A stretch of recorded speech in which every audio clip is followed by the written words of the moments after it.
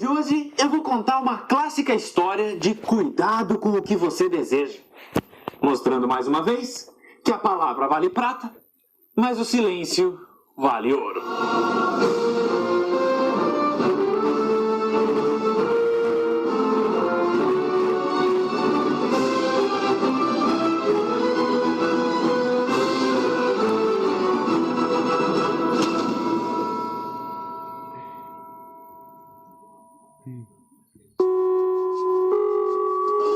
Antes de começar essa história, é válido contar um pouco sobre uma divindade muito importante que participa dela. Dionísio, o deus do vinho. E como ele tem uma origem que foi recontada por muitos autores, a versão mais simplificada que eu posso apresentar é a seguinte. Como já era de se esperar, Zeus se encantou por uma mortal. No caso, uma princesa chamada Semele.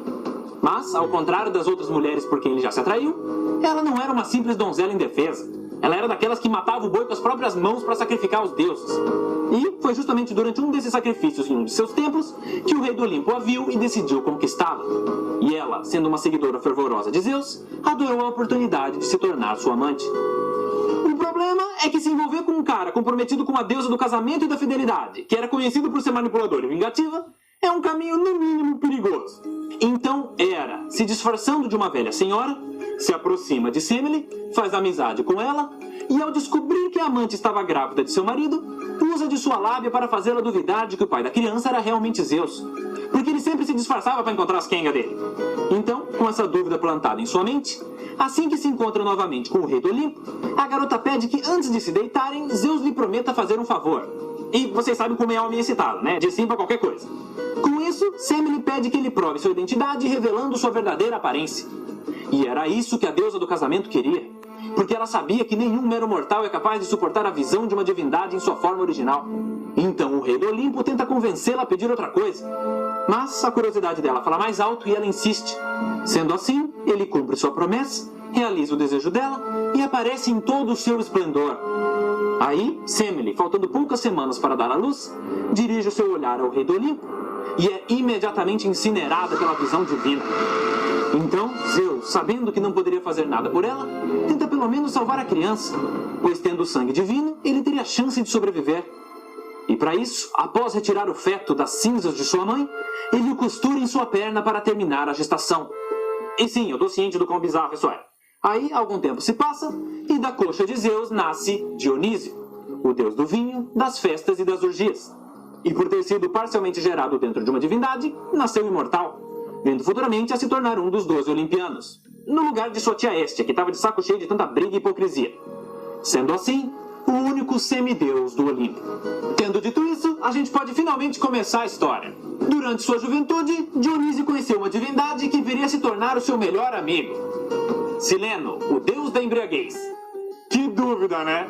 E esses dois viveram muitas aventuras através dos reinos, bebendo, galinhando e se metendo em todo tipo de enrascada, fazendo com que ele tivesse um apreço muito grande por essa amizade.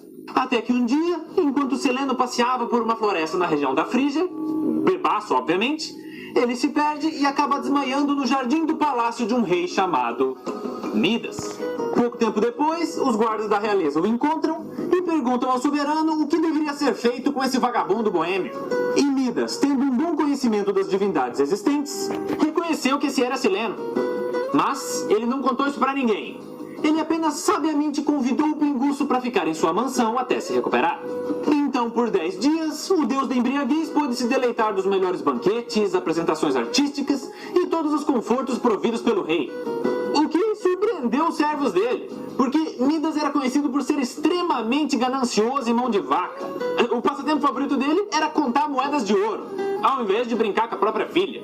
Mas enfim, após esse período, Sileno se despediu do rei e na sequência foi encontrar seu amigo Dionísio, que por acaso estava preocupadíssimo com o desaparecimento do colega. Foi um alívio encontrar ele de novo. E quando ele ficou sabendo do homem que tão despretensiosamente cuidou de seu camarada, Dionísio decidiu fazer uma visita ao tal rei. Fala aí, Midas, tudo certo? Seguinte, eu fiquei sabendo que recentemente você ajudou o meu grande amigo Sileno. Porque eu sei que às vezes ele pode ser um pouco irresponsável. E cá entre nós, ele tem um probleminha com cachaça. E eu já falei para ele que isso é perigoso, porque um Deus de verdade tem que estar aqui, ó, só no foco, entendeu? Mas, independente, o chileno é o meu brother. A gente já passou por muita coisa junto. Ele mora aqui, ó, aqui. E eu vou te contar uma coisa. Nos momentos mais difíceis da minha vida, ele tá sempre comigo, cara. Ele é o meu irmão que eu escolhi pra vida. E agora, no momento que ele mais precisava, você ajudou ele, cara. Porra, velho, te considera uma placa. Não foi nada, Dionísio. Eu só fiz o que qualquer um faria por alguém que precisa. Você é um grande homem. Você merece uma recompensa. Recompensa? Isso mesmo. Eu, Dionísio, a divindade do vinho, das festas e das orgias, estou aqui te concedendo um desejo. Pode pedir o que você quiser. Qualquer coisa. Qualquer coisa. Ok. Eu sei. Eu quero que tudo que eu toque se torne ouro. É sério? Sim, esse é o meu desejo. Você está certo disso? Uhum. Ok, então. Quem sou eu para questionar? Além de ser um Deus do ímpio, mas enfim. Vamos lá.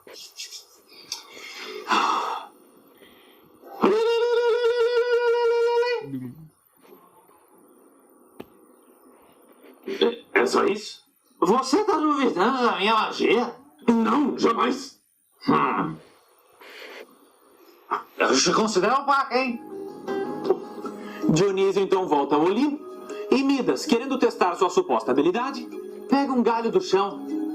E para a felicidade dele, o brilho dourado surge diante de seus olhos. Na sequência, ele sai tocando e transformando em ouro tudo o que encontra. Uma pedra, sua espada, até o próprio trono de seu reino. E para celebrar esse acontecimento, ele ordena que seja feito um banquete de comemoração. Ele então faz um discurso e propõe um brinde.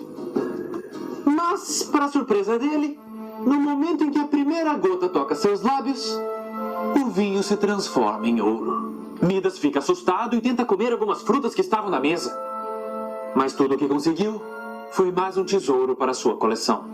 O rei então é tomado pelo desespero e começa a chorar, fazendo com que sua jovem filha, preocupada com o pai, se aproximasse para lhe dar um abraço. E Midas não teve tempo para avisar do perigo, transformando-a em uma estátua reluzente. Vendo essa calamidade, todos se afastam do rei.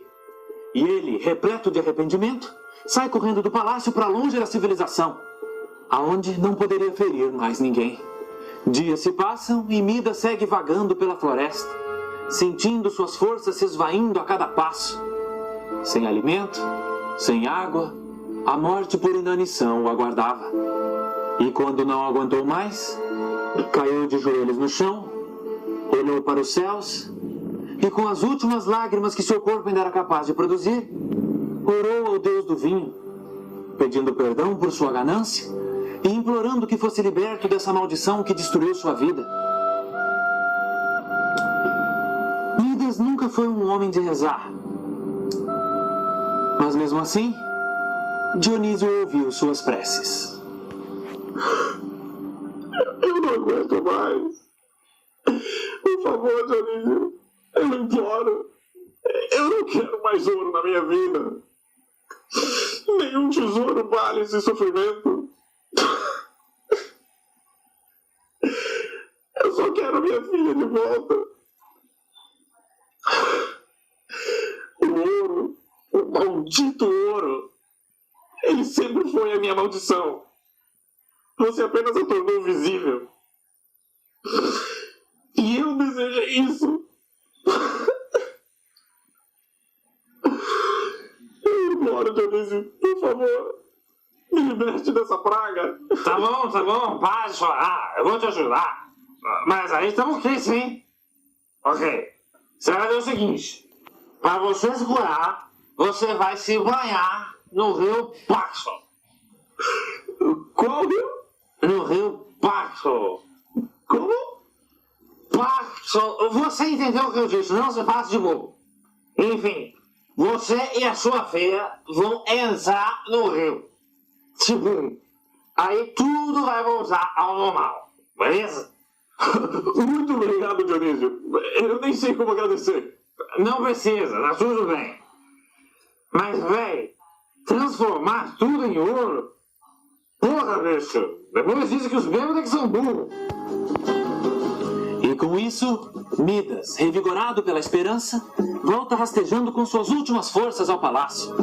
E após ser cautelosamente socorrido, ele mesmo carrega a estátua de sua filha ao rio Pacton. Chegando lá, Midas entra na água carregando a criança em seus braços e rapidamente percebe que o rio à sua volta começa a brilhar feito ouro, como se a maldição dourada estivesse se esvaindo pela correnteza. Mas a sua maior alegria ainda estava por vir, pois enquanto se distraía com o brilho das águas, ele sente uma pequena mão tocar o seu rosto. Midas se vira e volta a chorar, sentindo o melhor abraço de sua vida. E nesse momento, ele finalmente entendeu que nem todo o ouro do mundo supera o toque do amor.